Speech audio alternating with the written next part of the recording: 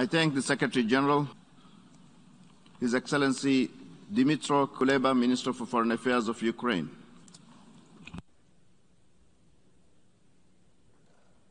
I'm grateful for your leadership in this main policy-making and representative organ of the United Nations. Mr. President, you have chosen the word hope as a motto for your presidency. The same feeling currently dominates the mindsets of Ukrainians and people around the globe. Russia's accusations of Ukraine are absurd. Ukraine has never threatened or attacked anyone. Ukraine has never planned and does not plan any such action. Ukraine has never planned and does not plan any military offensive in the Donbas, neither any provocations or acts of sabotage. It is ultimately absurd to suggest that Ukraine could have prepared for anything like this and waited for months until Russia amassed an enormous military force along our borders to proceed with such alleged plans. This is the fourth time that the General Assembly debates the situation in the temporarily occupied territories of Ukraine. However, this is the first time we debate the situation in the new reality created by the illegal recognition of two territories of Ukraine by Russia. And the backdrop of our discussion today is much more dangerous, as Russia attacked the very fundamental principles of international peace and security, the pillars of the United Nations, and, as I mentioned, the very existence of the Ukrainian state, a founding member of the United Nations. This will mean a total bankruptcy of the international security system and international institutions which are tasked with maintaining the global security order.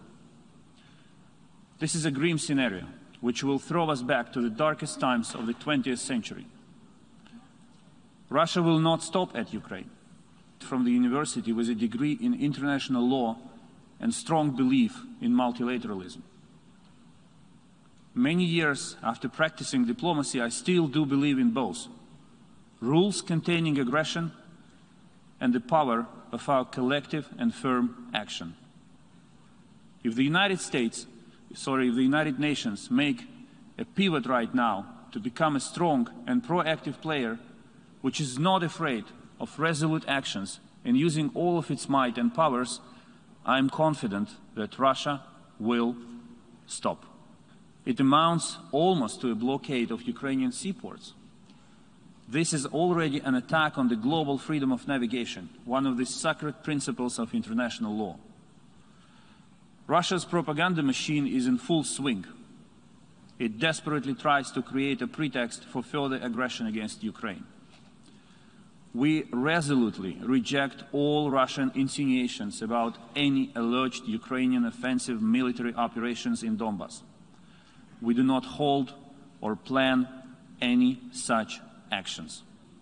It merely confirms Russia's own involvement as a party to the armed conflict in Donbas, which Russia vehemently denied all these years.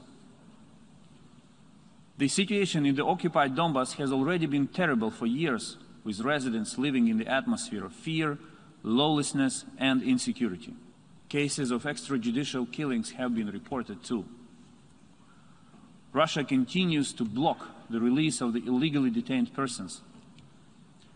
In September 2029, the President of Ukraine, Volodymyr Zelensky, handed over to the Secretary General the list of more than 100 Ukrainians from Donbas and Crimea who had been unlawfully detained, sentenced, or even transferred from the occupied territories to the Russian Federation.